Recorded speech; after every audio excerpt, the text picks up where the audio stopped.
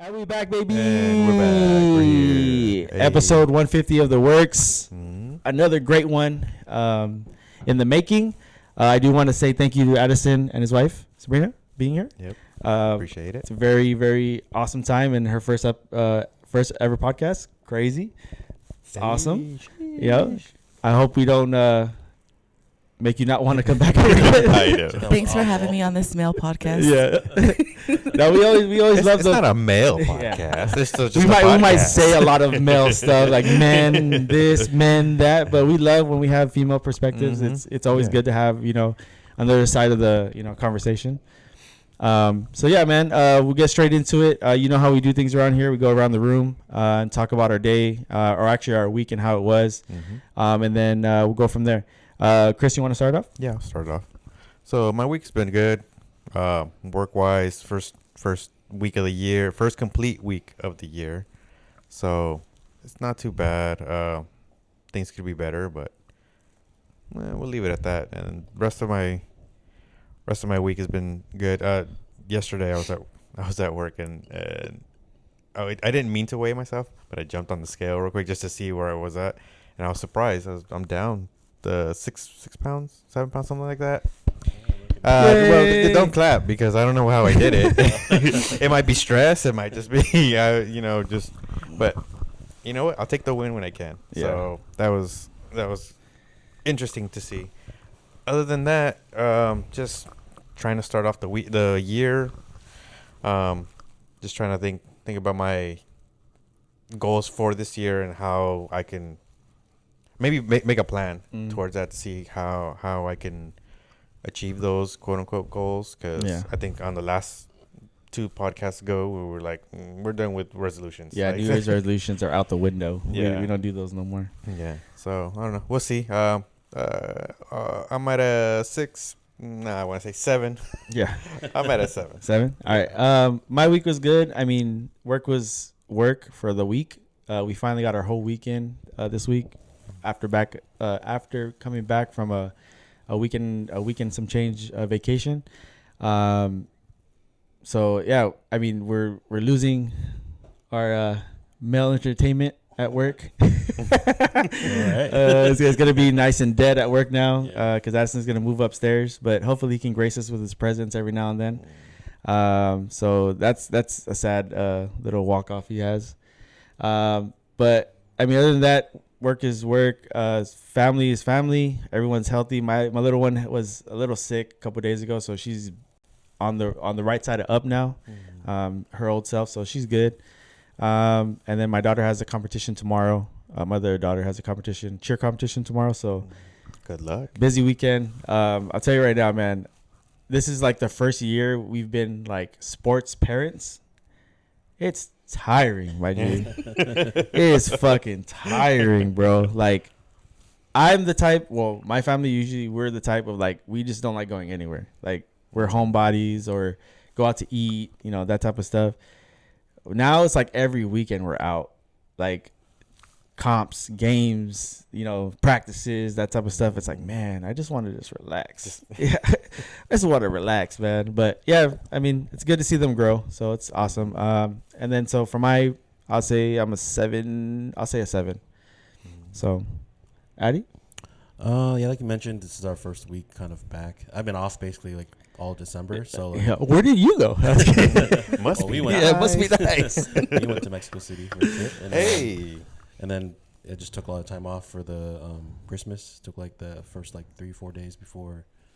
And so this is the first week back and came back swinging in the sense that there's been a lot of changes going on, even just not besides myself, but other people that are moving on, doing this and that. So I overheard people talking in the break room how they're a little so many changes. I don't know, we're gonna handle it. I was like, you guys be fine. But I don't know. If we lose another person, I don't know how we're gonna survive. Yeah, I don't know, dude. Because we're at the point now where it's like everyone. We only have enough people for all our positions now. And they keep saying oh yeah, we're gonna bring people in, but and it never happens. Yeah, you lost a guy last year. You should have brought someone in then, but that's neither here or there. But yeah, I mean, we lost something even more important than me, I think. So a little bit of corporate help if you guys want. If you get the job done, they will not expedite bringing in people. Oh Sorry. no, it's not that we're getting the job done. We are. They can see the stress. Like no, we're here. Believe me, management does not see it. They're gonna be like, at the end of the day, did the job get done? Yeah, okay. Then you know what? We must be okay. So maybe once things start slipping through the cracks, the moment you know the what? moment things start Chris, you're slipping, right. I'm taking a month off. Well, that's why I tell Addison, because he was freaking out, saying how is he gonna manage? He felt bad leaving you guys. And I said, it's not your job to figure out. Yeah. Because 100%. if you always put yourself in a position to save their problems, they're never going to solve it themselves. Yep. Absolutely. They're never going to get anybody else. Absolutely. And then to his point, who he turned into, he was backing up the guy that was doing all that stuff, right? So when he moved off to another kind of, role in the business, he gave all his knowledge to Addison so Addison can run it. Addison's leaving. Then he puts his 2 weeks in. Now we don't have anybody that knows how to do what they were doing. But his 2 weeks is like out of nowhere. Like nobody knew that he was planning to leave. Nobody. Everyone was like, "Yeah, you stop fucking with me. You're joking." And I'm like, "No." It's like, "Yeah, right." Dude, you're gone. The funny thing is, when he came up to me, I was like, really?" He's like, "Yeah," because Alex is dry. Like his personality is really dry. So like, when he tells you something, if he's joking or if he's being serious, it's the same. So it's like you can't tell like whether if he's like really joking or if he's like being honest. So yeah, sad. But go ahead. Yeah. So I mean, like I said, kind of just getting back to group of things. So probably the same, probably around a 7.5 Cool. maybe. Awesome. And Sabrina, how you been? So this is my last week of break. So I've been kind of sad that I have to go back to reality. My kids too. My kids. I'm like, no, I'm not ready. It's been kind of a rough week. I kind of had a rough holidays. So like I had a really tough therapy session this week that kind of like had to face reality of a situation that I just wasn't ready to deal with just yet. And so like that's been kind of hard. So then I also have the stress of going to school full time with my master's program, and I have a lot of work to do for that to finish out this year. I bet. So my week's probably been like a 5. I'm trying to keep it together. I just want to say, it is hard. I don't know because I never went to college like that, but I can only imagine the way I feel at work, and then having to deal coming home and actually doing work for college too. Yeah. I don't know, man. I praise you. Everyone who has their masters or going to get their masters or even just leveling up in college, I praise you guys because that's a full-time job of its own. I don't know how I can, do that in my head. That is, shout out to you guys. Honestly, I try not to think too much about it. And then like Addison does a lot for me at home. He holds the house down. So those are things that I don't have to worry about when I get home. So that's awesome. Nice. Yeah. Addison, you're awesome. Yeah, man. he is. You're such an awesome guy. No kids too. So No kids. Oh, yeah.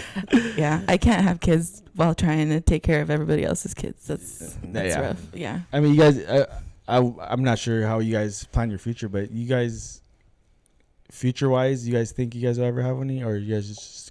It's not out of the cards. It's definitely not out of the cards, but we definitely want to do a lot of more things before we have kids. So like, I definitely have my things that like I need to do. Like a list of. Yeah. Oh, that's cool. It's like I mean, I'm definitely not going to do it now, especially Yeah. her in school and work. So yeah, it's like, yeah. That's what I'm like, man. You guys are that's a tough job to do to get that done, but I'm hoping it's quick. It seems quick to you. Once you get it, you're like, oh my god, finally it's over. Yeah, type of stuff, and because I know how. I mean, just hearing that. The stress is it's crazy. I tell her she always puts too much, like when she said she went back to school, I'm like, are you sure you want to put this much like pressure on her plate? Because she was doing school, going back to school, and then she was doing like stuff at the high school like after work. Oh, ASB. I'm like, bro, you're doing way too much. Too much, yeah. And she's like, I'm stressed. I'm like, you don't say. Oh, really? But yeah, awesome. Thank you for sharing that. All right, man. We'll get into the pod real quick. We're gonna dabble into a little depression. And you guys, I know from Addison telling me, and you said that you are in therapy session. So I would like to know the aspect of like, because I'd never been to therapy before, but like you're talking about the situation where they made you face something that you probably weren't ready for. Has that happened before, where you've done that before with they've done that with you before, and then how did you feel after that? Like knowing that you weren't ready for it, but they kind of forced you to do it, and then at the end where you're like, you know what, that's probably was the best thing for me. I think that for me, it like I struggle with anxiety and depression. And for me, for my therapist, I think it was really important for me to have a therapist that understood the cultural dynamics of being a Latina, you know, and the eldest daughter and what comes with that. And so I went to Latinx therapy, and I was able to find a therapist through there, and it's super easy. Like you can filter through what you need. But for my therapist, I've never felt like she's pushed me like too hard, or like she's pushed me to an uncomfortable spot. Like when I say that she made me face reality, it was more so that I was holding on hope to a situation, and she just kind of was like, well, this is how you were feeling in June. Do you think that that's still the same situation now come December? Because I won't get into all of the specifics, but I am no longer in contact with my dad. And that's been kind of hard, especially since my mom has chosen to stay with him.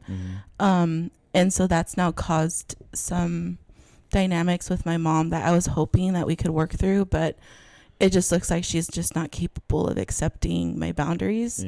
So it's just more so coming to terms with the fact that I might have to soon consider like no contact with my mom for right now until like, if she chooses to accept my boundaries, great. But if not, then I think that's the hard part. I was still trying to make it work with my mom. And I just don't see that working for me right now. And then you were talking about that, because I think right now we're trying to look for a therapist for my daughter. She's the oldest daughter. I have 3. So she deals with anxiety, panic attacks, and all that stuff like that. She's been dealing with it for about, a couple of years now, but it's got overblown, like to the point where like we're noticing a lot more now because of high school. And it's crazy because it's her trying to live outside her box, and it's causing the anxiety, right? Before she would kind of just be to herself, and it wasn't really, showing a lot. But now that she's trying to live outside her means, like she's actually putting herself out there, it's making the anxiety kind of high. She gets random panic attacks and stuff like that. So we're trying to do the best for her and figure out a way to get the right therapist. So I know that you can, talk to them and all that stuff like that. I just want to make sure we get her the right one. And not just, some random person that just Well, I really recommend that website because I tried to do it through the insurance, and I called, and they're like, well, here's a list of providers, but they give you no background or info on who these therapists are. They just give you a list of names. And it's very overwhelming when you're already feeling like the world is crushing you. Usually you get to like have like a little talk with the therapist, maybe like 10-15 minutes to really fill them out. So hopefully like you can have your daughter do that. You want to find someone that she's comfortable talking to, so she's the one that's going to know if she wants to continue talking to someone or not. So but like to your point, like it's really important to have something that's a little more relatable in that sense. So if the cultural aspect is important to her, she might want to consider that too, because like I'm gonna just be real, it would have been very hard for me to have to explain the cultural dynamics of a Mexican household to a white therapist. And it's like that adds another layer that like I really didn't have to have that labor on me. So like I think it really makes a difference when your therapist understands those things too. That's actually great information. So if you guys looking for therapists, like she said, it's always good to look at your background and go from there instead of just finding, because I know we see on TV just random white person just talk to somebody and they're just a rando. You talk to somebody and they're supposed to know how you feel and all stuff like that, but I mean everyone has a different background, different how they grew up and stuff like that, so it's always good to know those things. But thank you, I appreciate for sharing that. So we talk about depression, right? I think we've talked about this a lot on our pod because I know I go through it. Addison's talked about it a little bit. Chris has talked about it a little bit. So I think for me, I had a little incident a couple weeks ago. No, was it a month ago? About No? a month ago. About a month ago. A month ago, where I started maybe in a 4-day span. I spun out of. I just was in a spiral. I didn't understand it until like maybe the 3rd or 4th day, and it was just crazy because I had passed the finish line of knowing like, okay, at this moment is when I start feeling like any feelings towards like trauma that or memories that I have going into this certain month, right? So I had knocked those down already because I had been working out constantly or consistently for the past like 6 or 7 months prior to that. So I was in a good mood. Headspace was great. I was, work. I had, a promotion. So I was like living on cloud 9. And all of a sudden, just one day, I just started feeling weird, but it wasn't full blown yet. But I knew something was wrong, right? But I was like, okay, cool. I'll just work out and we'll be fine. And as I kept kicking the can down the road, it felt like it was just like one time I kicked the can, it was like a grenade and it just exploded. And I was spiraling to the point where I couldn't touch anything. I couldn't hold anything. I just hit the floor. And at that moment, I felt weak. I felt like lost, that type of stuff. And we had a prior engagement event that we were supposed to go to. And I just knew I could not do it. Like my headspace was wrong. I didn't want to be that guy that, goes to, I was like, oh, maybe if I go, I'll feel better. But I just knew like if I went, I probably would have been zoned out, not, really myself. Cause people know me. I'm very happy-go-lucky, like laugh and talk and all that stuff like that. So if I'm just sitting there, like, zoned out, people are gonna be like, hey, are you okay? And I don't want to be that guy. I don't want to make people feel like they have to like check on me. Cause that's how I feel when I sit in a room and I'm going through something like that. Like people are like looking at you like, should I say something? Should I not say something? Do I, does he want me to comfort him? Does he not want to be comfort? And I just like, I didn't want to do any of those. Mm-hmm. So I had texted him like, hey man, you know what? I'm just not going to go. And then I actually told him I was going through some shit, which I never really did. Like I could have just been like, hey man, I'm not going, the generic bye or, the generic excuse of I'm not going. But I actually told him like, hey man, like I'm not in the right space right now. My head is not there. And I think that was one of those big steps you take from in growth of knowing like, oh, I'm just not in the right headspace or depression, that you're in it and you actually tell somebody.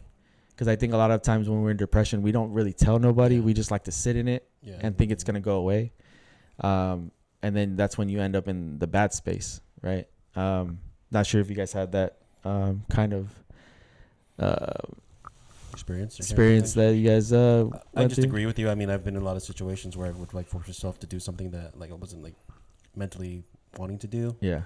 And I think for me and Sabrina, if we're not in the right headspace at all to be in a certain situation, let it be just being uncomfortable, being whatever, we just be like, you know what, I'm just not in it. And we're like, all right, like there's no, like, I don't want to give her a hard time for feeling that way, for not wanting to go. I'm just gonna be like, all right, we're kind of homebody too. So like, I mean, we're going to go home and watch TV and eat snacks. No, okay. Shucks. Order out. Shucks. Okay. But yeah, so I mean, thankfully we have that. But like, yeah, I think I agree. I just think forcing yourself in situations like that just adds more to your depression. It adds more to your, you're like you said, when you're in a certain way, you feel like everyone's looking at you or like everyone's you overanalyze the situation and you're like, oh, too many eyes. Yeah. A lot of times they're just like, and then and that's the funny thing is, you probably like nobody's even like looking at you like that. Yeah, it's like, and you're just like, oh shit, like, oh man, are they coming over to talk to me? That's shit. Yeah. So then there's another part of the depression where I think there's this question of being alone. There's a difference between being alone and lonely. I had when did I write it? Depressed. Oh yeah. All right. So what is the difference between being alone and lonely? Alone obviously is like a physical, like you are alone, right? nobody near you. You're just by yourself in a room. And then the lonely, I figured, or when I searched it up, it said feeling lonely is an emotional state. You can feel it even when you're surrounded by people, often unwanted. Feels like you're disconnected, or emptiness, or not being understood.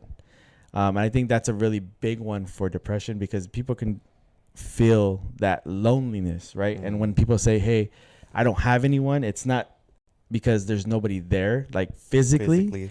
It's the emotional part that you feel lonely, right? There's nobody that you can talk to. They feel like there's nobody they could talk to. I can't say they have nobody to talk to, but you just feel like there's nobody to talk to. Nobody wants to listen, which is not true. Yeah. I would make that, no, that's not true. You just got to figure out who that person is. And it might be hard. Or even just putting that yourself out there to do that, because that's a really uncomfortable situation to be like, you know what, I feel this way to somebody, even like you said, even to your partner. Like sometimes you just don't want to, I keep telling myself that I'm not burdening anyone with my problems, because people want to hear, like I've learned that they would rather hear your problems than to just think, oh, he's fine. Yes. No one can read your mind. Yes. And I'm like, sometimes thinking like, how do you not see how I'm feeling? But everyone's doing their own thing. So I think being lonely in the sense of like being by yourself is cool, because sometimes like I like to do things by myself in that aspect. People are like, oh, that guy's depressed. Like, no, I just want to do my own thing sometimes, But then there's the difference between that and feeling like you said, lonely in the sense of like you like feel like you don't have anybody to talk to or this and that. So. But I think that's part of the depression aspect, is your brain lying to you, telling you that you're a burden for expressing how you're feeling.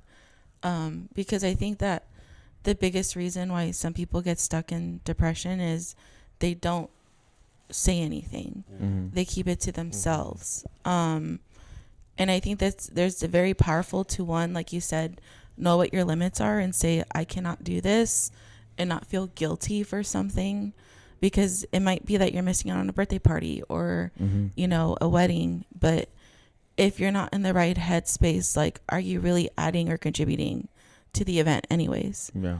And if you have a good friend, they would understand. Yeah. Oh, yeah. And that's the thing, too, is finding your people that are going to not judge you and don't even have to hear an explanation. They just have to hear that you're not feeling well. And that's enough for them, you know. And for me, it wasn't my parents. For me, I had to create my own family. And I think that that's where some people might be stuck in, too. Like, they realize that the family that they're born with is not the people that they can be safe with. Yeah. And that's where, like, I encourage people to find their chosen family, because I think coming to terms with that is really difficult, and I'm still coming to terms with it. But it makes a big difference when you realize, like, I do have people that I can rely on. Like, Christmas Eve, there was an incident where, like, I was like, I cannot walk through those doors, and we were already at the house. And Addison didn't give me any issues. He's like, okay, let's go home, and that makes all the difference, because I was already preparing myself for, like, the guilt trip, and, like, no, you have to do this, you have to power through, like, why are you doing this, you're making a big deal of nothing. And it's like, it's not nothing if it's impacting you that badly. I'll give you an example for what you just said, because that's what happened to me this past Christmas as well.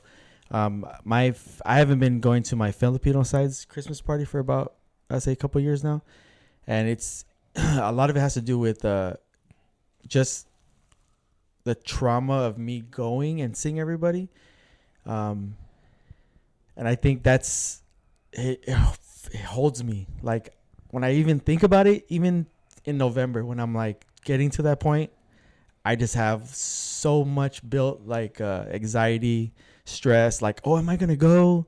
Should I go? What are they gonna say? If I say no, what are they gonna say? Because what I used to do is be like, oh, I might go, or yeah, I'm gonna go, and I just don't show up, and then they call me and they, like, where you at, and all that stuff like that. The past couple of years, what I just been like, you know what, I'm not going. They'll reach out to me like, hey, you guys gonna come? I'm like, no. And I don't even, like, even if they write to me like, are you sure? Like, I just say no, and I'm done. Like, I don't want to have to explain myself. And Filipino side, like, they want an answer why. Like, and then if they don't like the answer, then they get, they get a defensive. Yeah. That's definitely a cultural thing that Latinos and Filipinos share, because it's always like when you were talking about it, the family, and I was thinking about cultural wise, there are no boundaries, and right now we're trying to build those boundaries. Because normally it's like family is everything. Family is, and we've right now. I guess this might be, I don't know, like a golden age for being in therapy and learning your boundaries and everything. We're learning that's not true. Like you said, you have to be at social functions for family. You don't have to. You know, that's it could be like how you were feeling. Not like anxiety ridden just to be there for certain things that have happened to you, not necessarily with that family, but just being around, and to start putting up those boundaries, it can be hard. And not trying to make other people feel, because I think a lot of it too is like, because we get anxiety about not going because we're gonna let somebody down. Right, because there are people there that you do want to see, right? Yeah, of course. It's not everybody, right? It's not like like everyone there, because obviously if everyone's there, you just be like, oh fuck it, I don't want to go, But there's certain people there you do want to see because you haven't seen probably for a while, but then you don't want to have to deal with the other side of that, of going there and be like, man, I don't want to be here because of this person or that person or whatever, or that type of stuff. And it's like, it sucks because at that moment you have to decide whether you do want to step that line where you're just saying, you know what, I got to think about myself, because that's what you should do, right? And a lot of people don't do that.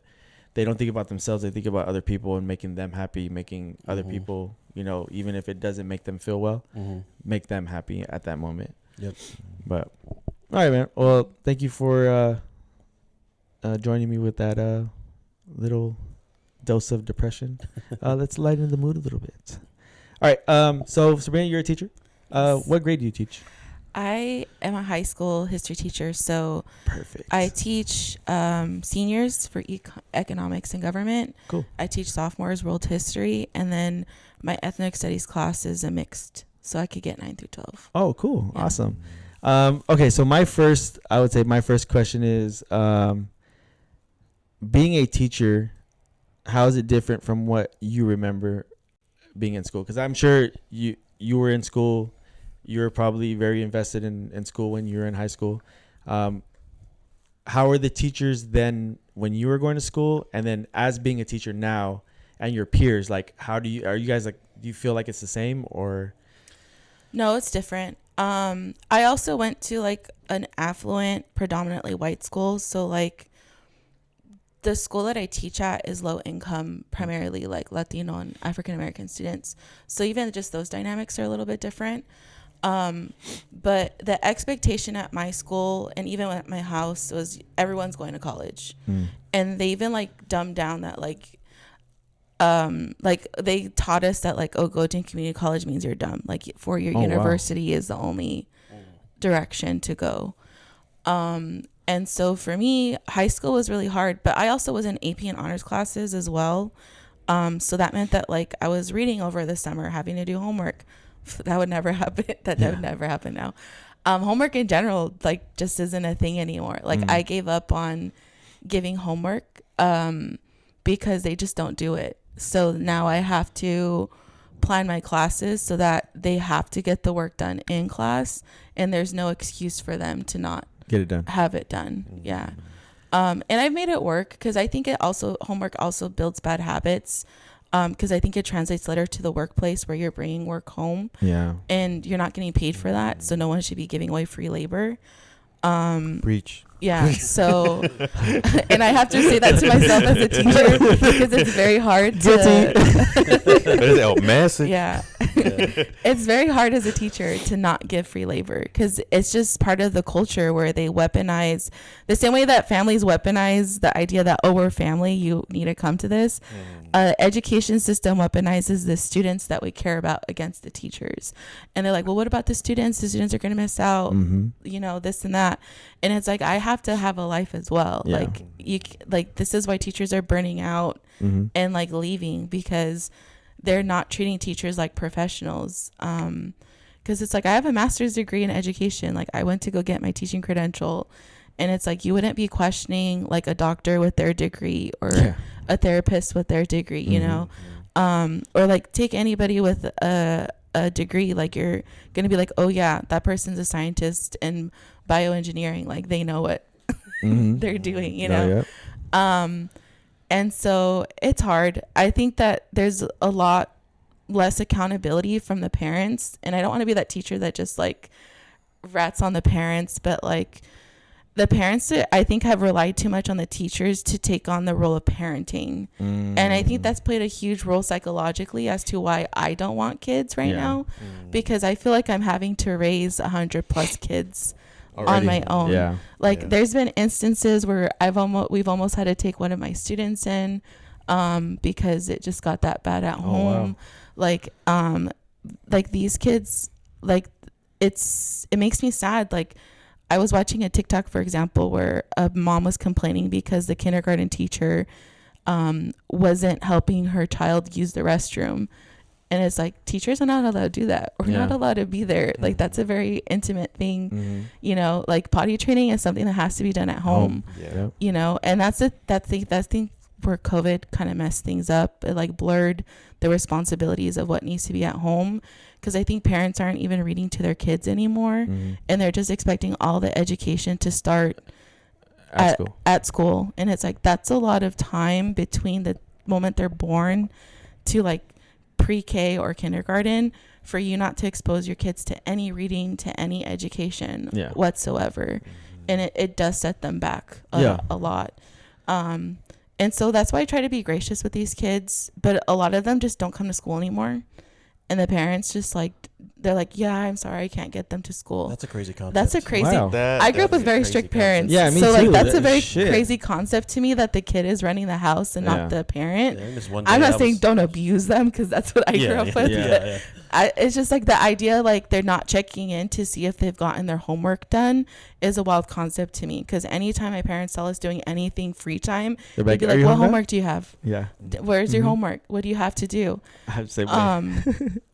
So it's like, it's just a weird concept. Or like finals week, these parents take their kids out on vacation a week before vacation start, and we're already off for 3 weeks. And it's like, finals week is one of the most important weeks to be here, and you're not here. It's like and then they don't communicate to the teacher ahead of time so that we can prepare them to take their final earlier. So then these kids go from like to end up failing classes because education is just not being prioritized. And that's the hard part, because I know kids, I've had kids where they legitimately have to work to help support their families. And those end up being the kids that are the most responsible. Because they actually do email me. They do communicate like, hey, miss, like I have to miss school today to help my dad out. Can you please tell me what I missed today so I can get it done at home? And they get their work done. So it's like the parents, or like parents, I think, are relying too much on IEPs and 504 plans, where they're just saying my kid has anxiety, but then they don't do anything to help. And I think one of the most helpful things analogy that I use is that, like, for parents is, you know, when you break your leg, do you just leave your child to heal naturally, or do you take them to the doctor? Right? You go to the doctor to heal them. And when you have mental health issues, it's just an invisible injury that you cannot see, right? And you have to have your kids go to therapy. You need to give them the help that they need. And it doesn't mean that there's something wrong with your child. It doesn't mean that like they're less than anybody else. It just means that they need something different. Because let's be honest, there is no such thing as like a normal kid. Because I can tell you right now, there's kids in my class where I'm just like, you need extra help, right? And it's not a bad thing. It's just that I think that that's where pride can end up harming children. Like your pride as a parent ends up hurting these kids because you're not getting them the help that they need. I think we talk about this too, about autism. Like we're really, you know, vocal about when you see it, that you need to, you know, get your kid help as soon as possible, because the faster you can get them help, the faster they can get the help that is needed for them to progress in life. And we talked about, I had my cousin when we went to Vegas when Addison went with us, we had a podcast, and his son, when he figured it out, he went straight, got help and all that stuff like that. And he was very vocal about it. Like, he has friends that they're just like, they kind of turn the blind eye. They're like, oh, my kid is fine. Like, try to not see what's really going on, right? And the only thing you're doing is hurting your own child. You're handicapped. Yeah, you're handicapping them, and to the point where maybe it's too late at the end of the day, where when you do finally get the courage to do it, they could have been way ahead, from that start. So thank you for sharing that. I appreciate it. Let's see. The next question is, what skills did teaching give you? Oh, okay. What skills did teaching give you that you never wanted?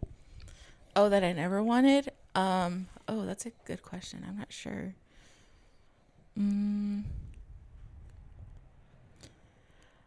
I think I really struggled with speaking up for myself. Mm-hmm. That's always something that I can speak up for other people, but I cannot speak up for myself. And so that's something that teaching has taught me. There was an incident at my old school site where I witnessed something that was really shady and wrong. And I did my due diligence and I reported it as I was supposed to. And because the person in question was a friend of the admin, one of those, huh? It just went to hell. And then it got so bad that I ended up just deciding to leave that campus. And I never thought that I would. That place was like my second home. Mm-hmm. I love that place. Like, that's where I student taught. That's where I taught for my first 7 years. Like, it was really hard for that decision. And I think having to come to the reality that, unfortunately, in education, hard work is not rewarded. Mm-hmm. Like, no matter how hard you work as a teacher, you're not going to be rewarded for it. If anything, you're going to be exploited. And I think that's really hard reality. And I'm still trying not to fully like it's demoralized me as an educator. I'm not going to lie to you. Like, I refuse to become those teachers that hate life and are teaching. I even told Addison, like, when it gets to that point, I need to just leave the classroom because it's not fair to those kids. But it's really hard to like find purpose in what you do when you realize that the things that you're told that matter don't. Yeah. So to add to that, so when you say that you, I guess, as the community with your peers, right, and you're teaching, do you, obviously the way you talk, you go above and beyond for your kids, right? You do your best to teach them and stuff like that. Do you feel like your peers are kind of on this like average mode where like we're just going to do the bare minimum, and you're kind of like, I can't go above that because if I do, then I'm going to get singled out type of thing? Yes and no. So you're going to get those teachers that are lazy and just sit at their desk all day and like never walk around the classroom, right? But I think there's a lot of teachers that like genuinely care about their students and are just trying to make it work. It's just that they just keep adding more and more and more, telling us like, if there's a fight, well, what did you do to try to prevent it? When at the same time we're told not to get into the middle of fights. Yeah. And it's just like, we can't control everything. And then there's something I've learned is that there's just some adults that just never grew up. There's some adults that are literally stuck in the high school mindset. And it's a little bit creepy because they'd rather be these kids' friends than their actually, like, leaders and role models. Yeah. Like, I always tell people, I'm not here to be their friend. Yeah. I'm here to be their leader and their role model. I'm here for them, but I don't need to be their friend. I have my friends, they have their friends. Mm-hmm. And I think that it can be very easy, if you're immature, to get pulled into that, because then they start getting into like the catty high school mindset, or they like have inappropriate boundaries with kids. Yeah. You sound like how I tell my kids all the time. Like, I'm not your friend. Like, I'm your parent. You're gonna be parented by me. Like, I'm not here to have fun. You know, we can have fun, but it's just, you know, I'm your parent. Just know. Yeah, there's boundaries here. Yeah. You know, and I think a lot of it too, it's the way I was brought up.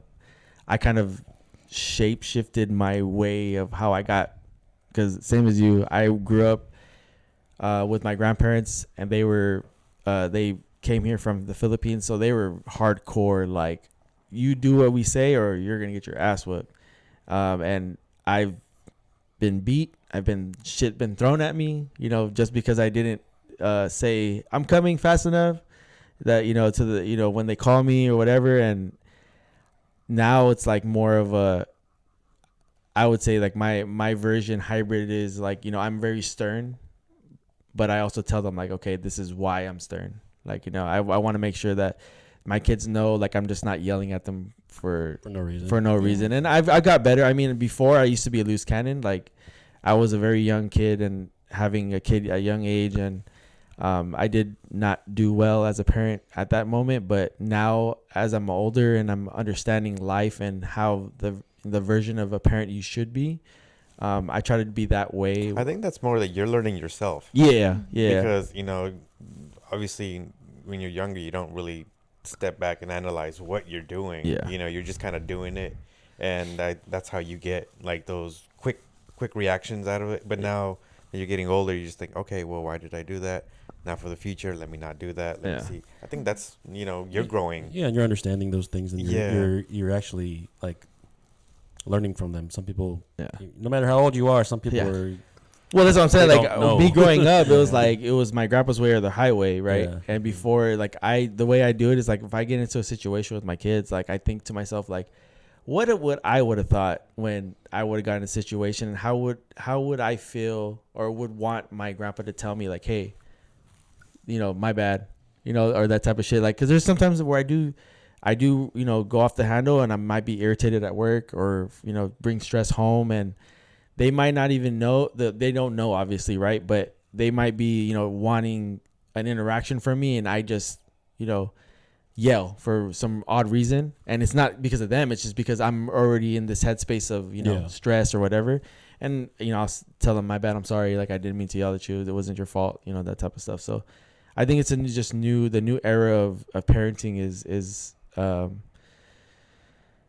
much better than it was before. Cause man, I'm telling you, man, the CSP or child protect or CPS, man, they weren't doing anything back then. Nowadays, bruh, so, but yeah. I think we need to get a little bit of a middle ground on that part, because now, like you said, there are some parents, good parents, that have done the self-reflection, checking, make sure, but then also, relying on teachers to do it themselves too. Like, we need to get to a middle ground. Like, don't just be like, hey, you can't be yelling at a kid because the kid's going to call CPS or the cops or whatever, and then you're going to be in trouble. I think that's where you get that lower third where it's like, oh, I'm scared to even parent or anything, be the disciplinarian person. But I don't know. I have a feeling we need to call for more of like a balance. Yeah, a balance of that. Like all right, man, you good. Yeah. Like, you can hold your kids accountable without being abusive. Yeah.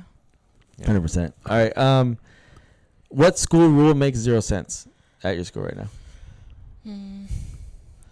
So my principal and district is really trying to push no phones and electronics.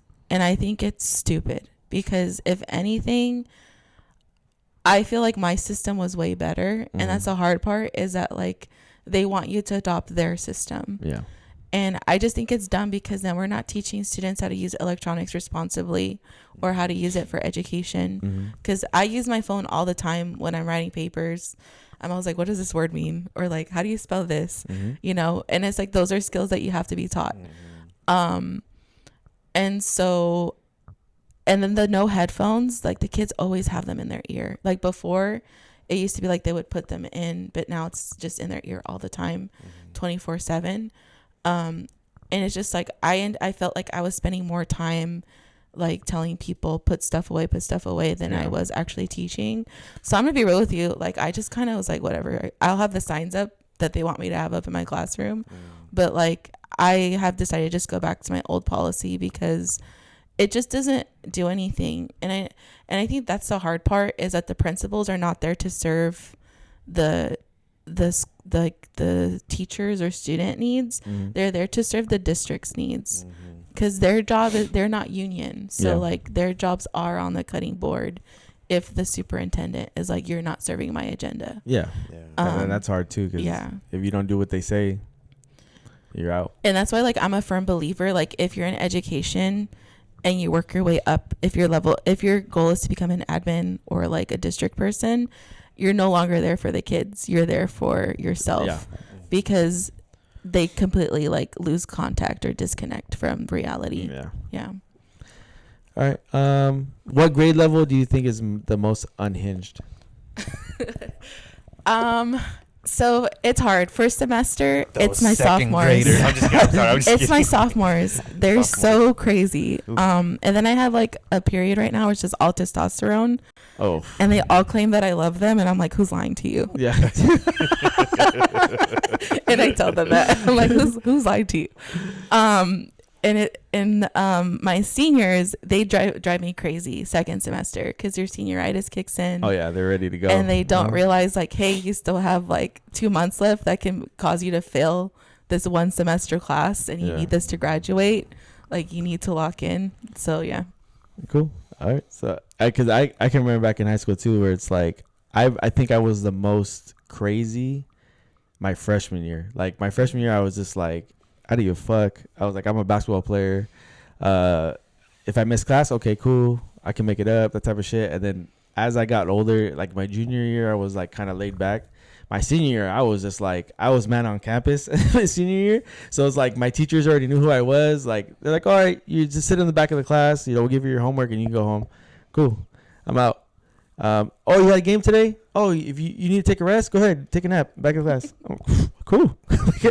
You know, so I was just wondering now, like, you in high school, do the kids act different than what we used to act back in the day? I think so. They don't really like socialize with each other the way we used to all like talk to each other and socialize. Yeah. Like I keep my room open during lunch, which I know people tell me not to, but they leave me alone. I eat my lunch. They have a place to eat. Like it doesn't bother me. But like I notice like random kids will come into my room that aren't even my students and will just sit down and not say a word to me. And I'm just like, who are you? This is a safe space. It happens a lot. It happens. I mean, and I'm glad like that my room could provide a safe space for people. But it's just so interesting. Or like I try to do group projects, and group projects like before students used to love and now they hate, because like they have to interact. They'll do group projects, but they won't talk to each other. They'll like, and then it ends up being that like only a few people get the work done and others don't. So I feel like it's just they've lost that ability to like connect with each other face to face in the same way. Yeah. Because I remember back in the day where like you had to do a group project. Man, you're sprinting to your friend. Yeah. This right here. Yeah. Now it's like, okay, everyone's just like, I don't know who. And now I force them to talk to each other. That's good. Yeah. That's awesome.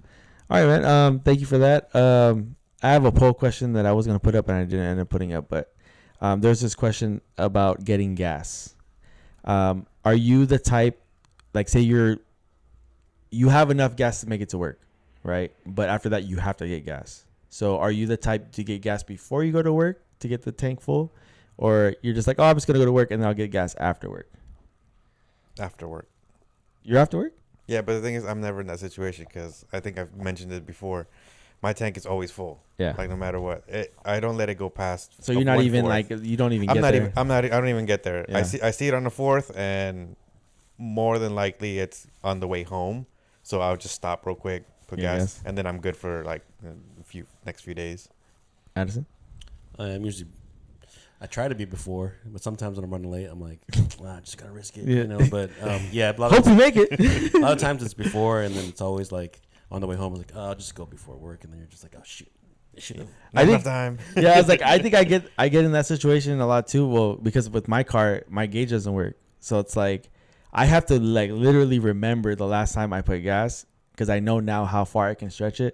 So it's like, all right, I'm on my 4th day. I got to go to the gas station, like, you know, because then my cars will start jerking or, you know, start turning off randomly when I stop. And I'm like, all right, I need to go to the gas station. That means you got no gas. That's what I'm saying, you know.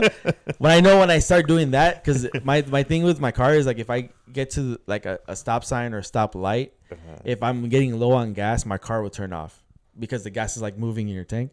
So I turn on, I'm like, I need to get somewhere fast, because if I don't, I'm going to be stranded somewhere. I'm always I think it gives me anxiety to see the light turn off. if the light turns on, I'm like, I don't even care how much it can cost. $100 a gallon, and I'll stop right there. I don't know why I get like that. No, I mean, I'm like you though. When I see it like if I go past the fourth, I'm like, oh no, I'm in trouble. It's still like probably like exactly. Yeah, you can still go like 100 miles. And with your Corolla, now you can still go. It's very rarely. It's very rarely where I see the light turn on. And when I see the light turn on, I'm like, oh, we're dead. Yeah, exactly. It's over. Seriously, that's how I feel. Sabrina, you were. I am inconsistent. Yeah.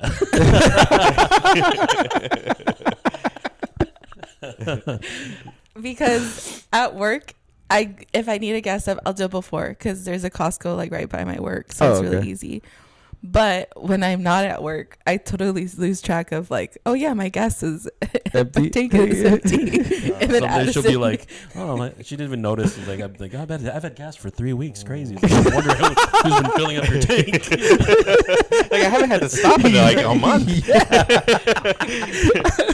As they get to their car, like, all right, we're gonna get gas real quick. So she used to be like, she'll just be on the way to work. Oh, my light turned on. I'm like, I'll tell a story like when we first started dating. That's because I was poor. So I was like stretching it thin. Yeah, she was stretching it thin. It was when we first started dating, and we're in Rancho and we're driving to UCR. We're not even like on the freeway yet, and the light turns on. I'm like, oh, you're kind of low in gas. She's like, yeah, we're fine. Excuse me. You're not fine. Anxiety level high. I've done. She's like, I do this all the time. I'm like, okay. I had a 2001 Honda Civic. I knew how to push that car to its limit. I said, I don't care. Pull over. I'm gonna put some gas. I'll pay for that. That's what I'm saying. The anxiety level. My sister will do that to me all the time. Like I'll be driving home and she'll call me, and I'll be like, we'll just be talking, and then she'll go, oh, my light turned on, I gotta go put gas. Like, what? Like, no, don't do that to me over the phone. I'm like, I can't do anything about it. Now you're giving me anxiety. And she's like, don't worry about it. Like, well, what? Don't worry about what? Like, and then it just makes me like more worried because now she's stopping. Like, it would be late at night or something like that. So I'm just like, do that in the morning and always have a fourth. And I see videos on TikTok too where they're like, they've run out of gas right when they're at the light, and it just like they coast into the thing. I'm like, how do you do that? I've seen that. Like, no. That's G level to 1,000 right there. I get it, but like, no. I'm on the side of the road, and my gas light just turned on, and I see the gas station across the street. I'm like, what am I gonna do? Yeah, just drive your car. All right. So we mentioned earlier that you guys went to Mexico City. We took a trip to Mexico City a year prior. Mm-hmm. And the one thing I told Addison, I was like, if you get on those trains, trains are crazy. And I didn't believe them. They told me that, and I was like, yeah, like in the back of my mind, I was like, it can't be that crazy. But when I tell you, these guys are like kicking people in the door to make the door close before it moves. Like, I was like, how do people like live like this?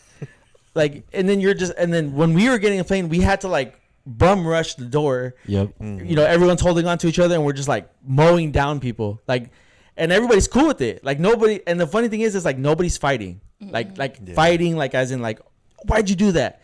Everybody's like fighting to get on the train. Yeah. And even if you like hit somebody or knock somebody over, like nobody's like getting up to like argue. They're just like, I'm just trying to get on this train. It's crazy. Yeah. I was telling you. He was talking about it, I was like, I don't think we're getting the train. And then we went to one of our trips was like to the Luchador. Yeah. And we were like, oh, we're running late, so we're going to have to jump on the train. I'm like, oh, okay. And it's just funny because like they have a women's side that's like. Oh, yeah, it's gender. Yeah. Which is cool. Like, I get that. Like, I get it. But like, I was like, oh, it's like nice. It's pink. It's nice and open. And like, get to the back. And it's like, guys are in the back. And like, to your set. The guys are like, you guys need to be ready. And everyone's like, yeah, whatever. And I was like, I knew because you told me. And I was just like, all right, I'll be ready. And then, of course, it happens. And it goes like, everyone's rushing in and out. And the guys I'm with are like, oh, what the. And I'm just like, he told you to be ready. He told you to be ready. I'm inside already. Like, he told you. He's like, I was ready. I also think that the group that we were with had never ridden public transportation ever in their life. Because when the ladies were trying to go in, like, I, of course, like, understood. I'm like, okay, we need to get into this train, like, as quickly as possible. And there was this lady that was, like, refusing to leave her husband, even though they told us multiple times, like, hey, girls are with us, guys are over there. Mm-hmm. And then I think he helped you guys up a little bit, but like You didn't help me up. So it was like, you can stay over there. I had elbows out. He was ready to go. And I know our tour guide was stressed out because it's like you can't control like when those doors close. No. And it's like she didn't hold like on. We were standing and she didn't wild. hold. Oh, that too is bad. And then she like almost fell, and I'm like, you have to hold on. And she's just like this. I'm like, girl, Relax. stop playing. Yeah. I was like, I almost wanted to smack her. Ain't no way. Yeah, man. I think that was the most crazy experience. Do you guys have any street tacos? I'm sure you did, but yeah, it's awesome. I mean, for this trip, I was telling people like we did have some food, but we didn't get to really explore as much food as we'd like. Yeah. We were just go. Each day we had at least like 2 or 3 things we had to do. So like sometimes we were just so tired, we just grabbed something like downstairs or something to grab. We went to like, what was it called, the Chinese place? Oh, El Chino is what it was called. There was an El Rey there. Yeah, I took a picture. It's a chicken spot. Okay. Yeah, it was cool. There's one thing that you guys did that I wanted to do, but we didn't get to do is go to the museum. Oh yeah. The anthropology. Yeah, I really wanted to go there, but we didn't get the chance to. And then you guys took a trip to the pyramids. Yeah, that was awesome. Yeah, I wanted to go to the dinner one to date with this fool, but he didn't want to. He didn't want to sit with me. Honestly, it was probably the best like breakfast we had was in the cave. It was delicious, and the coffee was so good. Yeah. And for like the freshest orange juice too. So missed out, man. Yeah, next time. I think the pyramid experience was probably one of my favorite experiences there. Mm-hmm. It's just walking around knowing that you're walking in a spot that probably was walked like thousands of years ago by people. Mm-hmm. You know, it's like then you see like the designs and I'm just like tripping out like how did they get this shit so nice? Yeah. Mm-hmm. You know, with like limited like resources like that type of stuff. So it's crazy. But beautiful. You guys walk up the pyramid? Yeah. Yeah, I was struggling. Yeah. Well, that's it. We walked to the pyramid. We didn't get to walk the ones that you guys got on. Oh, okay. Because you guys got I think that was the north facing one. The Yeah. moon. Yeah, It was the yeah. moon. Yeah, that one. Yeah. We didn't get to walk that one, but we did walk inside the what do you call it? The living quarters. Oh yeah. Inside, and we got lost. We got lost. We went around the big huge one. We had to walk around that one. Yeah. Bro, we're there waiting. Like me and him were just like, you know, off the walking and stuff like that. And then we're like, where's everybody at? Like they were supposed to come this way. And I guess they didn't go that way. They went back the way we came. Okay. So they're already back at the car. And his sister calls him like, hey, where you guys at? Like, we're waiting for you. Like, we're already back at the car. So we're like, oh, shit. Now we're on the opposite Yeah, end, we had a speed walk, run. You know, and I'm like, wait, hold on. I want to take a picture of this pyramid first before we go. Yeah. And those are giant pyramids. Like, that's not an easy thing to just walk around. No. Yeah. It is. Definitely. Yeah, it's crazy. But, and then Bad Bunny, how was the concert out there? My future husband. Yeah. Honestly, it's easily one of the greatest like concerts we went to, and just like I've been to a lot of concerts where like even like in the pits area. Obviously, we're like in the pits, so everyone's so nice. Like a lot of people are telling me, "Oh, it's gonna be dangerous out there, man." It's like I didn't really ever feel like unsafe. Yeah. I kept my shit like on me though. Like I knew like I had everything. It's like as long as you're aware of that, then you'll be good. But like concert wise. Great show. Such good energy. Like the energy was crazy. The vibes from everyone were like you could just feel the everyone like one song like starts. The song starts and everyone starts singing along. Of course, I don't speak Spanish, so I'm like, me either. I'm just here for the vibes, bro. The vibes are high. Everybody that's gonna be talking shit about the Super Bowl, I'm telling you right now, that's just gonna be fucking fire. The vibes on that is gonna be fire. Yep. So I can't wait. Well, glad you guys had a safe trip. Yeah. Glad that you guys experienced that. Thank you for the death whistle. Appreciate that. There's a guy on the tour that taught me how to do the sound without anything.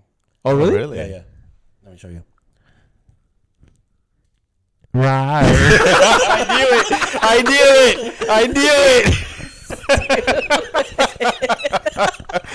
knew it. I saw his eyes even through the glasses. I knew what he was gonna do.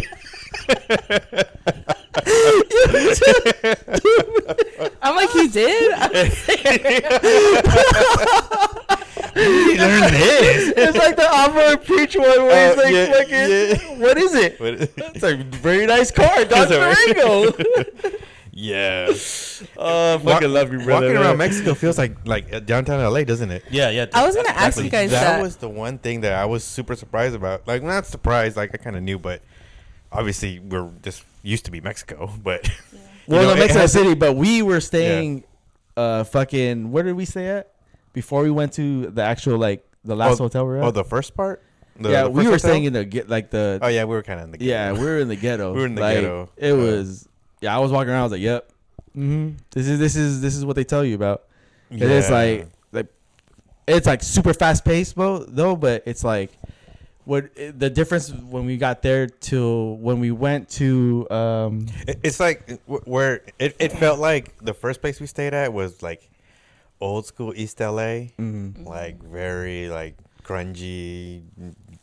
I don't want to say dirty, but that dirty. It just looked dangerous. Dangerous, yeah. Like I when we're staying there, I was like, this is probably where I feel the most uncomfortable. Like I was like, it just doesn't look safe here. But we didn't walk around. No, we were like from our hotel. We walked all in a group, in a group to the train, and then we're out. When we got back, we went from the train to the hotel. Like we weren't like except for that wing spot. Oh yeah, wing spot down the street. It was just what was it called? Wingnut? No, Wingnut. I was gonna say Wingnuts. Was it? Wasn't it Wingers or no? What was it? I have the fucking text message. Wings Club. The Wings Club. Wings yeah, there you go. Club. It was the Wings Club. Yeah. So that, and then when we stayed inside the Mexico City, that the last hotel we were staying at. Yeah. That was That's around where you guys were staying. Oh, you guys Yeah. were in Centro Histórico? Yeah, Okay. we're somewhere around there. So it was cool. We walked around there and that's where I got my lucha I never mask. got you guys that place, that coffee place in Oh, the one we went to? the one we went Yeah, to. that was. Was it in Central? Yeah, it was right next to the beginning of that little park. Yeah. I forgot to send you. There's a coffee spot that thing. we liked that we went back to multiple times because she liked the coffee a lot. I had a hard time finding coffee that I really liked. I tried a lot of places, but they were like meh to me. But even like Starbucks, we went because we had our hotel. We had the Starbucks connected to it, and I was like even the coffee there, I was like, yeah. Yeah. I don't know, the history brain in me just couldn't shut off, so I was super excited. But I just kept looking around and I just kept thinking like these fucking colonizers came in and thought this is like underdeveloped. I'm like, and then you see like what the United States looks like today, and I'm like, they've been lying to us about Mexico, because I was like so amazed by the architecture. I'm like, they have public transportation. There's pharmacies everywhere. Yeah, It looks much nicer. Yes. Yeah, it's very They clean. They keep it clean. Yep. Yeah. Yes. What I loved is every restaurant we went to, they had like the actual little reader. So and then instead of like, I like when they do that. They're like, oh, just pay. We'll charge you here, and then you can add the tip onto the reader. So it's just like everywhere we went, not one of them. Like even like when we bought your death whistle, the guy had it like, oh yeah, here you go. Yeah, reader. Like, no way. Get a square. It's just so like it was so convenient. He's like, I already charged you. Boop. Yeah. Yeah. And I just bought like we brought cash, and by like the last 2 days, I'm like, I got to spend this cash. Yeah. I didn't really, because a lot of people had the readers, so it was really nice in that aspect. I also really liked at the Bad Bunny concert is that they allowed like merchants to sell like their merch and stuff. Like I guess knockoff merch. Yeah. The merch was fire. But the fact that like the venue just like it almost looked like a little mini like Bad Bunny fair when you're walking in. There's so many booths. And it's just like, and that's just so cool because you would never see that here in America. Never. And we're supposed to be pro-capitalist. If anything, I would argue Mexico's more capitalist because you actually see small businesses thriving. Yeah, like when we were walking to the F1, you'd see all the stalls and everything, all that. And I think that the one point that you said, they're lying to us. Like what they're showing us is not what really we're supposed to be. What they say and what they show us is not the same. But then you go out to like Mexico City and you're like, this is pretty cool out here. Yeah. Like, this is how it's supposed to be. Like, what the hell? So now I know why it's like, why people out here talk so much shit about going out there. But I'm like, man, this place is amazing. Like just beautiful. Like I was taking so many pictures. Like it's just the history there, all this stuff. When we were going on the little bus trip to the pyramids, and they were stopping at all these like landmarks and stuff like that. I had to have my phone out and Google Translate just so I can know what they were saying because the guy was only speaking Spanish. But it's like one of those things where like I had to be in the moment. Like it was probably one of the best trips I ever had of just, learning stuff. Yeah. So it was pretty cool.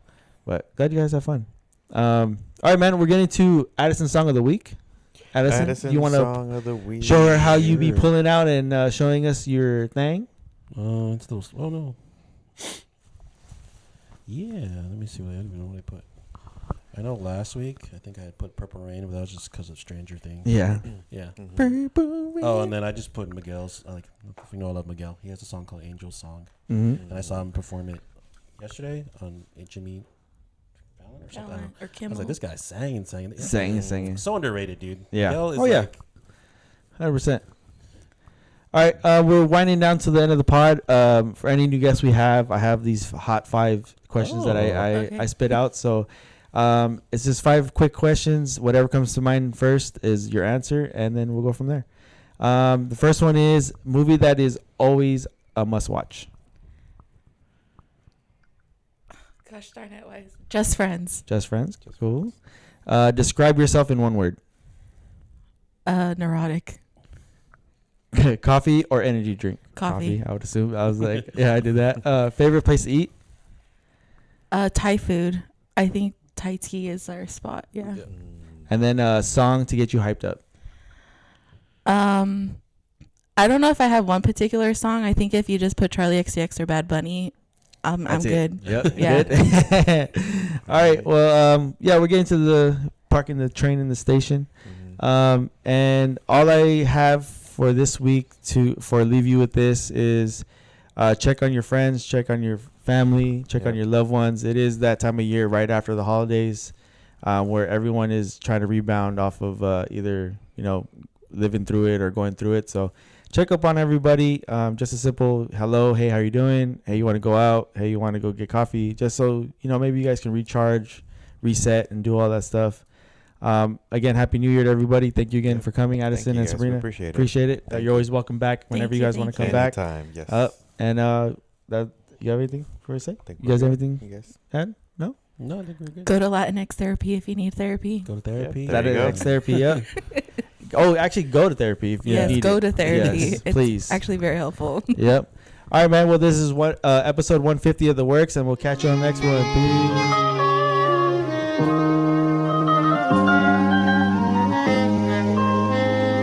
Back, baby. Shout out Juice on the beat.